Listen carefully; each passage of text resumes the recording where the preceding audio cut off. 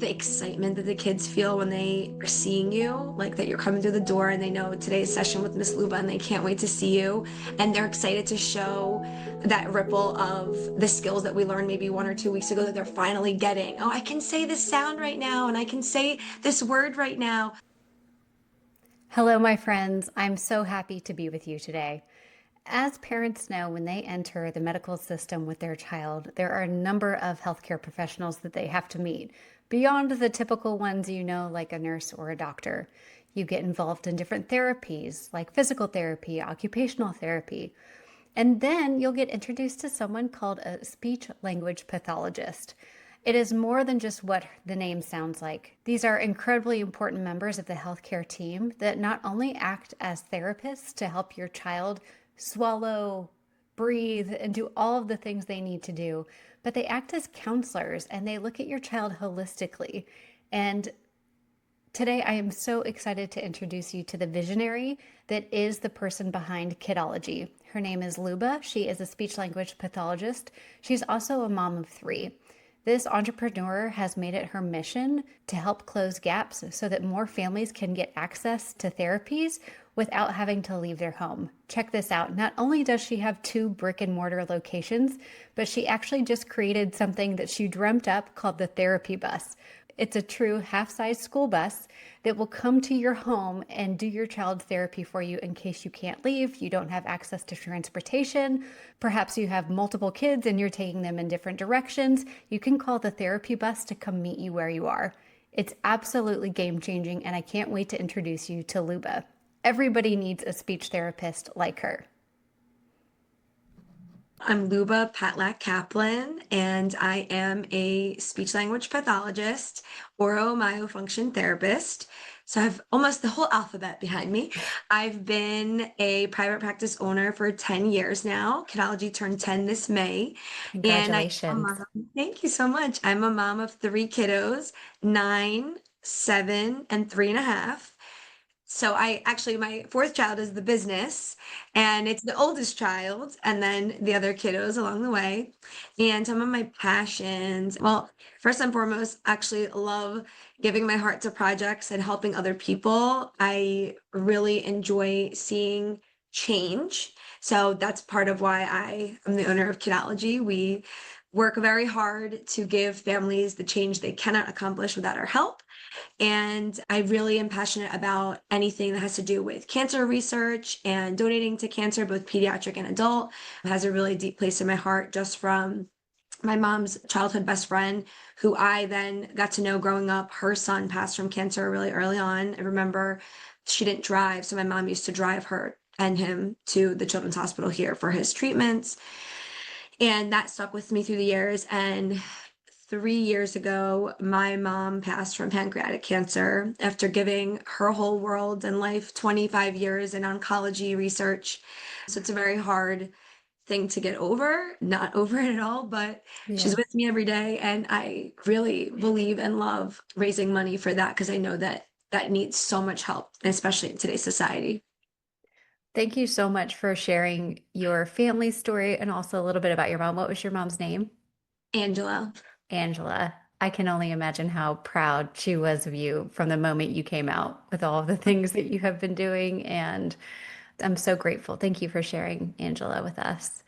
And so I'm seeing the apple doesn't fall far from the tree and all that she's devoted. And tell me a little bit about how you serve families as a speech language pathologist and some of your favorite parts of being a speech language pathologist. I love being a speech language pathologist. So from 10 years ago to starting out till today, obviously things look a little bit different, but I remember, especially early on, when I would carry a full caseload, like 30 plus kids. I didn't have my own kids yet in the beginning, so that guilt factor wasn't there because I play with people's kids all day, and helping people's kids. And later, when I had my own kids, it would just drive me crazy. Like, oh my God, I send my kids off to school and I'm here helping others, but it's for the greater good. I remember just the excitement that the kids feel when they are seeing you, like that you're coming through the door and they know today's session with Miss Luba and they can't wait to see you. And they're excited to show that ripple of the skills that we learned maybe 1 or 2 weeks ago that they're finally getting. Oh, I can say this sound right now, and I can say this word right now. So that part of speech is the fun side, and it's super Yes. fulfilling because you get to see in real time your efforts coming to fruition for people, for little kiddos. You're making their daily life and routine and development better. And medically, I've had some more challenging cases for sure, even where, and a lot of my job is counseling, which I love. I counsel the family, and I don't only have one client. With one child client comes mom, grandma, dad, brother. Like Hmm. sometimes you have a whole slew of people that are your Yeah. customer, your client base. But I've had some families that come that really need our help counsel wise, that aren't really understanding what autism is, aren't really understanding that this isn't like we're going to wake up tomorrow and this is all going to change, but a progressive ability to change their perspective and mindset and educate them on what is and how do we overcome and build to increase the abilities and life of the person that's it's affecting. So I think those are some of the best things. And of course, as a speech pathologist, I love to talk with people, meet, communicate, learn about people's stories. That's all very special for me. I love that. You talked so perfectly about how, and I feel this way too, is that when you get the patient, it's not ever just the patient, it's the patient and the No, entire family. And we have so many medical parents that listen to this podcast. What insights or tips when it comes to working with a speech therapist for their child? What should they be looking out for in a really impactful provider? What kind of things do you do to make families make sure they get the most out of each session? absolutely. First of all, from the first moment that I'm with the family, building that case history and understanding who they are, how they function, what they do day to day. You know, if they're going to the supermarket and their child is throwing themselves on the floor and they're struggling and can't get through like a shopping trip, that needs to be told to your provider. So make sure that you're from the bat building that strong rapport where obviously you're not friends, but it has to be friendly. They need to share everything that's going on, because if there's missing information, that just sets the wrong path. Yeah. The more we know, the more we can help. So that's crucial, and people really need to make sure that the person that they're working with is interested and invested in them and their life. Because if it's like, oh yeah, Bobby just can't say some sounds, and then you see Bobby and Bobby's having a really tough session and there's tears and he feels down and he can't tell you what he wants, and there are other problems coming out. So then you have to say to the parent, hey, I know you feel like it's just speech, but let's talk a little bit behaviorally. Let's talk about the consistency in your home. Let's talk about what's happening outside. And that really helps us to better understand the child. And I want every family to know, me personally, I'm super invested in that situation. But if you're picking a provider, they really should be asking you a lot of questions, taking a history, gathering information. And it's not invasive, but it's really to better your child's therapy. Also, I would say, preferably, if it's possible, a person that has a team approach, a multidisciplinary, Yeah. capability. So here at Kidology, it's not just speech therapy. We offer speech, OT, occupational therapy, physical therapy, and behavior services, and special instruction for state program clients. So if I meet someone and I see that they're having some other needs that maybe are not my area of expertise, I do notice them. I make Yeah. note in my eval, and then I'll send them out to get eval or screening with those other professionals. So I like to do a global approach, again, because I'm looking out for the greater good of the family, rather than wait and then a year later, if they're working with me, still say, oh, you know what, I did notice that. No. Can you Mm. imagine you go to a hospital and like they saw something and didn't tell you, and then a year later it came out? You would be very upset. So Yeah. making sure that when you're meeting with your potential providers, that they are looking out for you from all sides, not only one avenue, because development is a global approach. So I think Oh, that's really important that people understand, hey, it's not maybe just one thing, and don't be afraid. If a place is offering you additional services, I always say go for it. If nothing else, it will put your child ahead. So that's my take on that. oh, I love that. So one time I interviewed a mom and I asked her, what is your favorite thing about working? We were talking about physician providers. How do you find that? She's like, the best thing a doctor can tell me is I don't know. because it means they're not trying to make up an answer just to keep you happy. They're truly saying, I'm going to go investigate it. And when you have a team approach with speech, PT, OT, music therapy, child life, like you just get this whole, so many trusted adults looking out with not just trusted adults, but experts looking out for your child. And that, I just love that. I almost like envision it as a shelf, and you can pick off the shelf what you need for your child at that moment because you have so many friendly tools in the toolbox. And I love that team approach that you share. With that, I'm just going to kind of counteract. That's a whole lot of a pressure for parents to have to navigate the system and Good. always show up to these appointments and always be finding a new provider and then a whole new story the next provider they meet. What have you seen be really effective in terms of families once they leave your sessions to make the most out of what they've just learned? You couldn't have said it better. It is very heavy when families come. So we do try to hold their hand from the beginning, depending on what they need. Hey, you need to switch insurance? We'll help you. Hey, you want to go on early intervention? We got it. Wow. And we have coordinators available to navigate those things because things come up. Parents' decisions change. It's Yeah. inevitable. We're all human.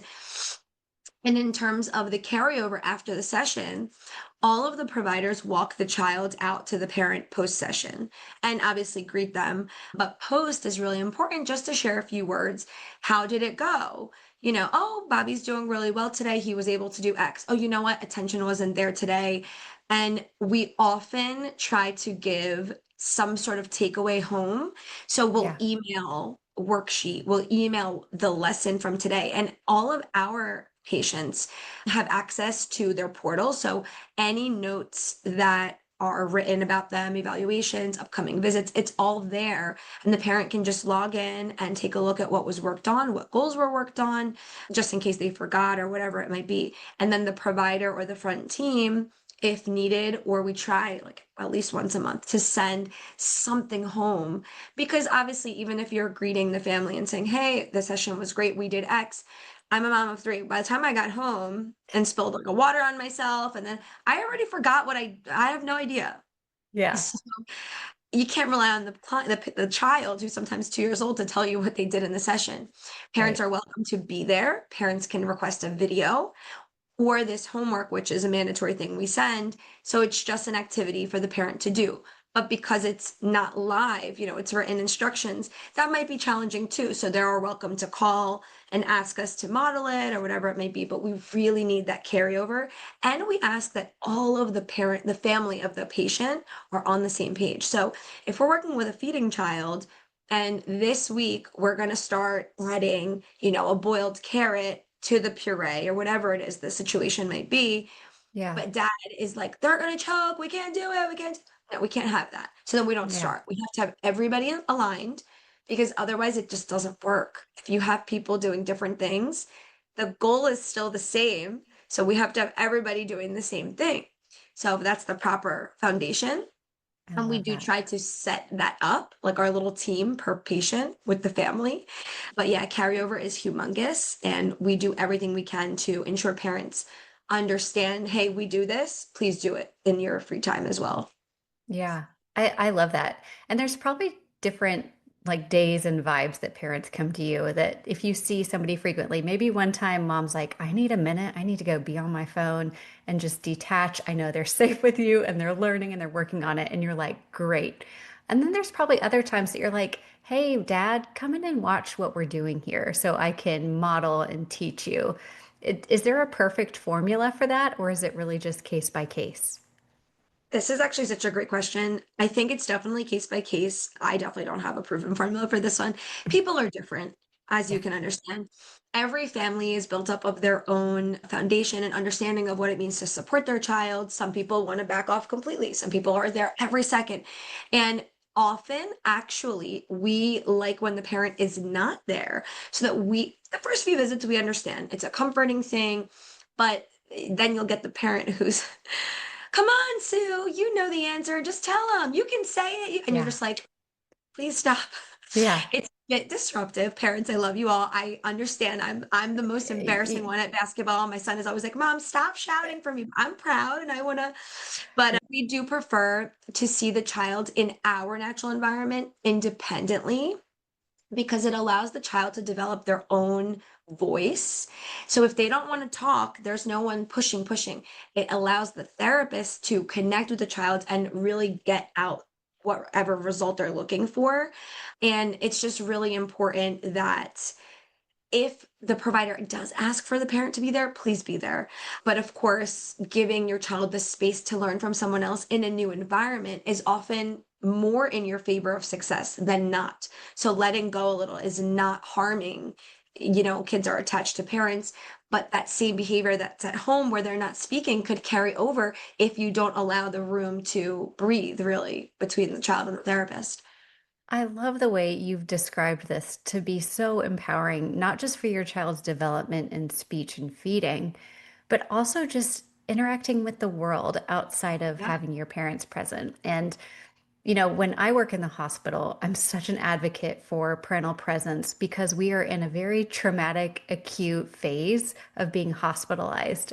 And the Yeah. parent is the number one source of support most of the time for the child. So separating them causes actually more distress. However, when you're in a non-threatening environment with a specialized trained professional who only wants success for your child, that is kind of the time that you can take a few steps back and just let your child thrive without you being there next to For them. sure. But I know it's heavy and there's different days for different things and it sounds like you're just very in tune with what does this family need at this time. That's the most important thing, I think, from the minute they walk in.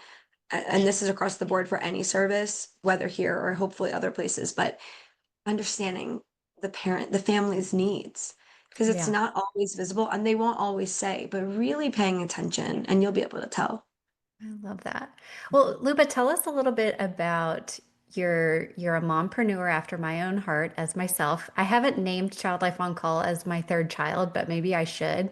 And it would be how it would be in the birth order. It'd be second kid, I guess, for me. But tell me a little bit about how and why you created Kidology and what the gap was that you saw and what you're serving now. I think for me, because I came to America at 2 years old as an immigrant, I started to notice that there weren't enough multilingual provider companies. And let's go back a bit because I was in broadcast journalism actually originally. That's what I thought I would be doing with my life.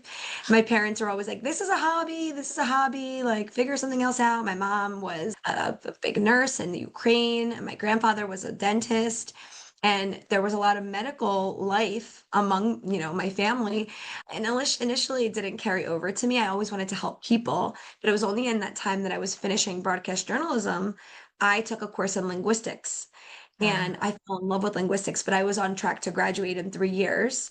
And it just, wasn't going to go back. But then I realized I needed to go back, and I found that speech therapy at the time was one of the growing careers for the next decade or something. I found some article, I was researching it. And I got really excited about it because I'm like, I have the gift of gab. Like I can finally help people. I don't have to do blood and needles. I could do it a different way. And I started my course to become a speech pathologist. And once I did that, I had worked at another company. So now they have that background. yeah, When I worked at that company, I noticed this need for multilingual providers. I was Russian speaking. It was a big deal. yeah, And people of my culture are more along the lines of hush hush, something's wrong with my kid. I'm going to do nothing. I'm going to hide from the world. So I started to work on building a business and developed Kidology and go to daycares and talk to people and advocate and say, hey, you know what? Just because culturally we were taught to hide if your child has a disorder or something, you're in America and there's things we can do to help you. So get out of the closet and let's get to work and make yeah, your child's life a possibility, not hiding away. That's wrong. So I think changing the mindset shift of my own people, yeah. of my own audience locally really opened up the door for a successful practice. The more people saw me at daycares, out in the field, the more people were curious what I was doing, how we were helping people, and the more people I had to hire to keep up with the need that was coming. And then finally, I think it was the third year in, I got an office, my first office, and then COVID came. And after COVID. COVID, I know, and I was terrified because I had just invested so much money to make this cool stations room where like the kitchen area and a car station where kids could play and a trampoline. And so I had this room of all these little stations that kids could come and play in the office.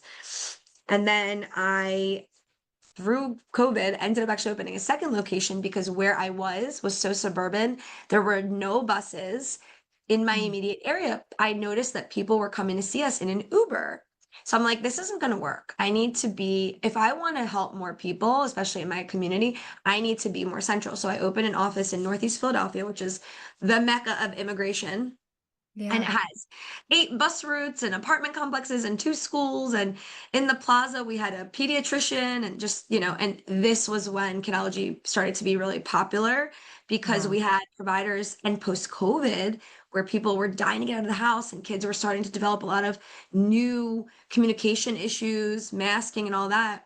So the name, I want to say, at the 4-year mark became more prominent, but I was always out there advocating, helping others, and continually taking a caseload to get myself out there as the owner Wow. of Kidology, but the lead speech pathologist.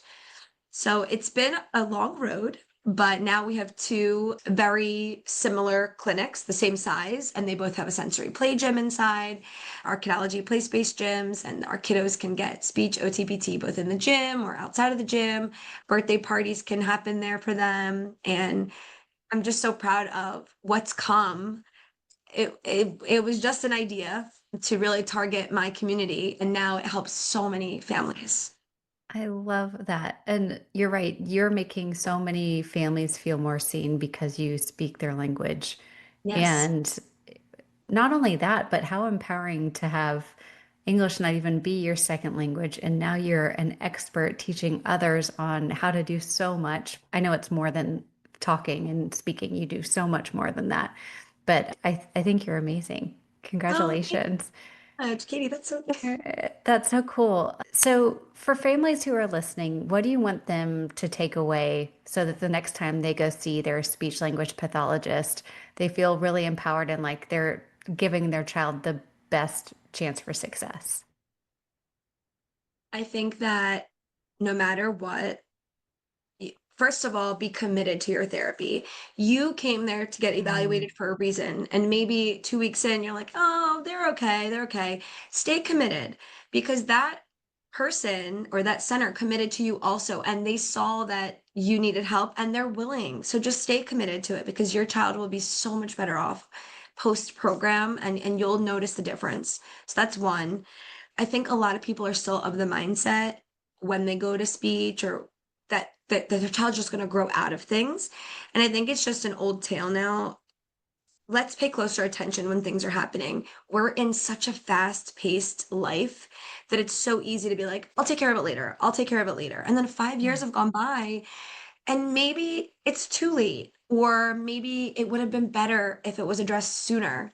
right. And that is just something to remember when, or if you go somewhere, I'll tell you, I had a cousin recently who was sick with something and she went to see a doctor, a big name doctor, and she's only 32 years old. And they said to her, you should wait and come back in several months. And she said, I'm 32 years old. This could become worse. I can't afford to wait. Went and got other opinions, ended up having to get a surgery, and is feeling much better. But why tell her to wait? What did they gain? So Mm, every person, every practice has their own ideas, techniques, yeah, style. And it's just important to make sure you don't stop somewhere just because it's the only option you think is available. Look for what suits you and your child's needs, because that is the number one thing you should be looking out for, because you're looking to make your goal met. So, whatever yeah. that goal is, make sure that the people helping you get there are doing it productively rather than holding you and causing you to continue on to a later time. It's not going to work for you like that. That doesn't, that's not a beneficial Right. method. Right. It's coming back to this point that you said at the beginning of earlier intervention being key. And that worst case scenario, your child gets ahead, right? That Exactly. being, and so early intervention, you mentioned consistently, and we know that's a heavy ask and a heavy lift, but it is the most bang for your buck. And then what you said too is collaboration. And that's coming at a collaborative, whether you're disclosing information maybe you don't think is a big deal, but might be a big deal to your provider. You're taking the homework home and, getting your family on board. I feel like you've just really painted a beautiful picture for how families can get the most out of speech language pathology. And Yes, for sure. Kidology seems to be like leading the way. So, where can people learn more about you, listen and learn from you, and learn about Kidology? We are all over social media. We were doing a huge social media campaign recently so that people could see what we do, how we do it, meet our providers who are amazing. So we are on TikTok, Instagram, Facebook. All of those are at Kidology Inc. KIDOLOGYINC. We do have a YouTube channel as well. And if anyone wanted to talk to me personally, I am at Kidology Queen, KIDOLOGYQUEEN. Perfect. I love it. Well, thank you so much for your time and what you're offering to the world. And it was so nice to meet you and get to know you. You're amazing. I love how many families you're touching, and what you're doing is so important. And thank you for sharing this amazing space with me. So I appreciate it Oh, so much. thank you, Luba. As a parent, you want to be there for your child, especially when it comes to their health. But healthcare can be overwhelming and confusing. The good news is child life specialists are experts who help families navigate these challenges. But often our support is only in hospitals. So imagine if you had access to these valuable tools and resources all the time. You would be able to understand medical procedures, explain them to your child, and help them feel less anxious, which also makes you probably feel less anxious. So, when your child visits the doctor, has surgery, or has a medical procedure, having the right information and support can make all the difference. You, the parent, can be prepared to answer their questions, calm their fears, and advocate for their needs. Child Life Specialist tools are ready to be in your hands right now through our app Support Spot. All you have to do is go to the iOS or Android store, type in Support Spot. We are giving all of our listeners on this podcast access to the app for just $19.99 for an entire year. You are going to have, I'm not kidding, 7 years worth of resources and support and information that we have been building at Child Life on Call at your fingertips. With these tools in your pocket, you can transform the way your family experiences medical care. Parents, you deserve to be informed and feel confident in your child's healthcare journey. And by having access to Support Spot, you can ensure that your child feels supported and understood no matter what medical challenges come your way.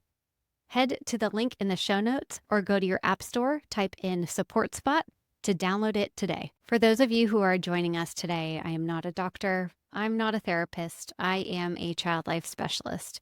And the suggestions and tips and resources that I talk about with parents on this podcast may be great for you and they may not be right for you.